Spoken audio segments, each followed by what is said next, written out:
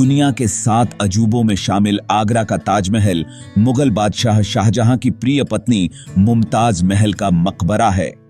हालांकि दुनिया भर के प्रेमी ताजमहल को मोहब्बत की निशानी के तौर पर पेश करते हैं।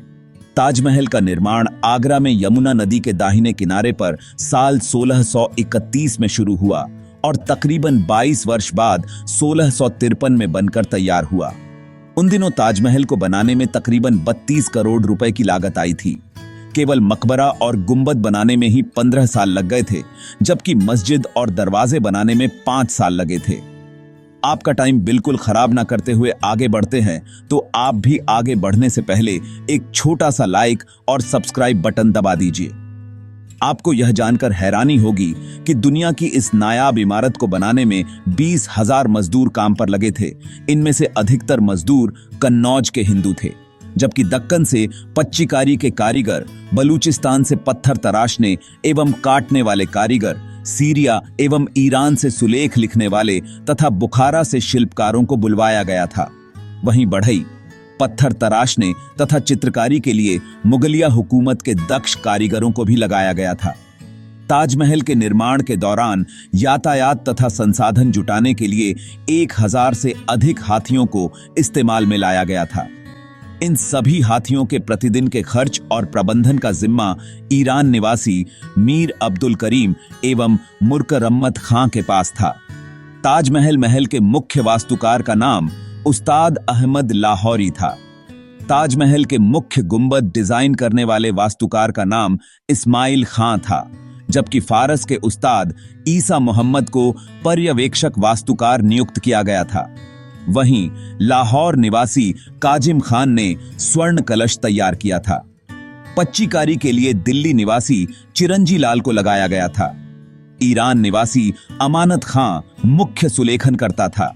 ताजमहल बनाने वाले राजमिस्त्रियों के पर्यवेक्षक का नाम मोहम्मद हनीफ था। ताजमहल में 42 तरह के बेशकीमती पत्थर लगाए गए थे। इस इमारत में 40 अलग अलग तरह के रत्न जड़े गए थे। हरे रंग के पत्थर जेड को सिल्क रूट काशगर चीन से लाया गया था। नीले रंग के पत्थर लेपीज लजूली को अफगानिस्तान की खानों से मंगवाया गया था। तिब्बत से फिरोजा लाए गए थे, जबकि मूंगा को अरब और लाल सागर से मंगवाया गया था। पीले अंबर को वर्मा से तथा मणिक को श्रीलंका से लाया गया था। वहीं लहसुनिया पत्थर को मिस्र में नील घाटी से मंगवाया गया था। नीलम को अशुभ माना जाता था, इसलिए इनका इस्तेमाल नहीं के बराबर किया गया था। बगदाद से अकीक, अरबिया से इंद्रगोप, बड़कसान से रूबी, ग्वालियर से अबरी, पंजाब से जैस्पर, गंगा से गार्नेट, सीप आदि मंगवाए गए थे। वहीं बेशकीमती जवाहरात, पन्ना तथा पुखराज कहां से मंगवाए गए थे, इस बारे में जानकारी नहीं मिल पाती है।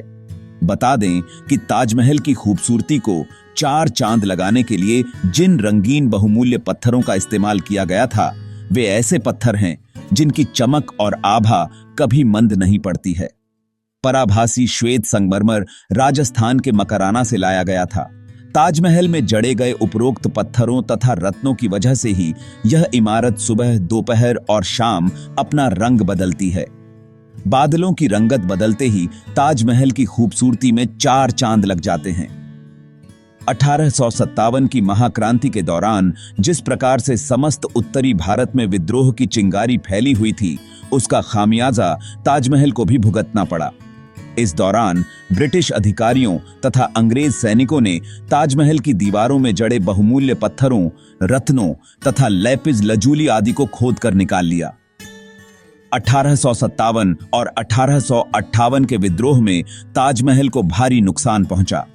मकबरे की दीवारों, शाहजहां तथा मुमताज महल की कब्रों तथा उसके चारों तरफ संगमरमर की बनी जाली पर की गई पच्चीकारी में लगे बेशकीमती पत्थरों को निकाल लिया गया।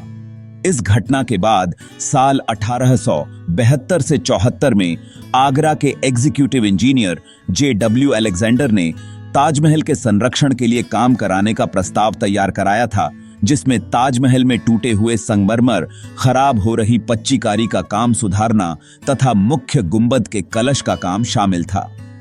बदन सिंह के पुत्र सूरजमल को जाटों का प्लेटो अथवा जाटों का अफलातून के नाम से जाना जाता है।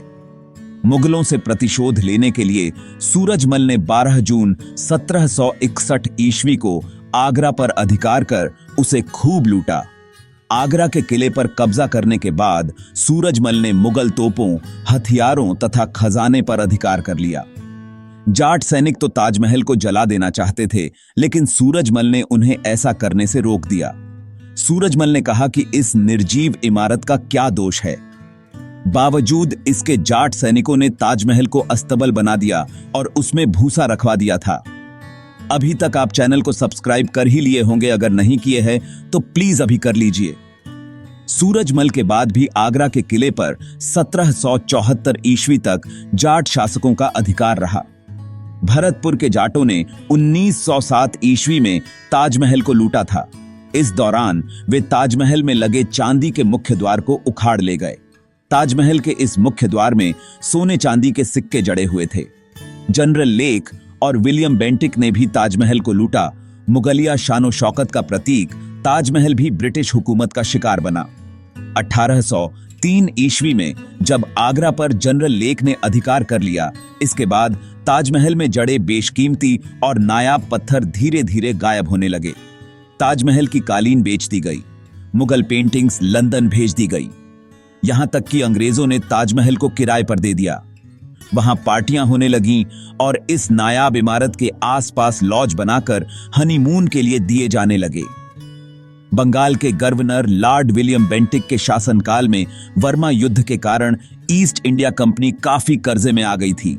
इसकी भरपाई के लिए इंग्लैंड से कंपनी खर्चे में कटौती करने का फरमान आया, लिहाजा बेंटिक ने 1830 में आगरे का दौरा किया।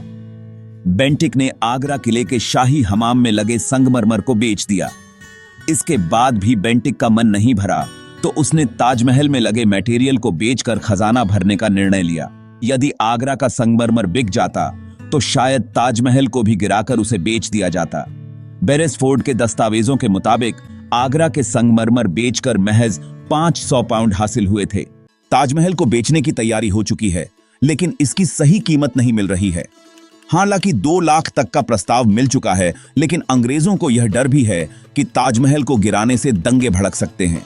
फैनी यह भी लिखता है कि ताजमहल को एक हिंदू खरीदना चाहता है और उसके मटेरियल से वह वृंदावन में एक भव्य मंदिर बनाना चाहता है। जी हां, उस अमीर शख्स का नाम सेठ लक्ष्मीचंद था, जो जयपुर निवासी था। लंदन के अखबार द टाइम्स ने लक्ष्मीचंद को भारत का रोथस्चाइल्ड कहा था। सेठ लक्ष्मीचंद ने पहली बार 2 लाख रुपए की बोली लगाई थी, जिसे खारिज कर दिया गया। इसके बाद उसने दूसरी बार 7 लाख रुपए की बोली लगाई, लेकिन यह बात आम जनता में फैल चुकी थी। इंटेलिजेंस ने खबर दी कि यदि ताजमहल को बेचा गया तो दंगे भड़क सकते हैं, इसलिए विलियम बेंटिक ने ताजमहल को बेचने की योजना रद्द कर दी। इस साक्ष्य की पुष्टि सेठ लक्ष्मीचंद के वंशज विजय कुमार जैन ने भी की है। यहां तक कि एएसआई द्वारा सुप्रीम कोर्ट में दाखिल एक हलफनामे में भी ताजमहल के ध्वंस और बिक्री का जिक्र किया गया है।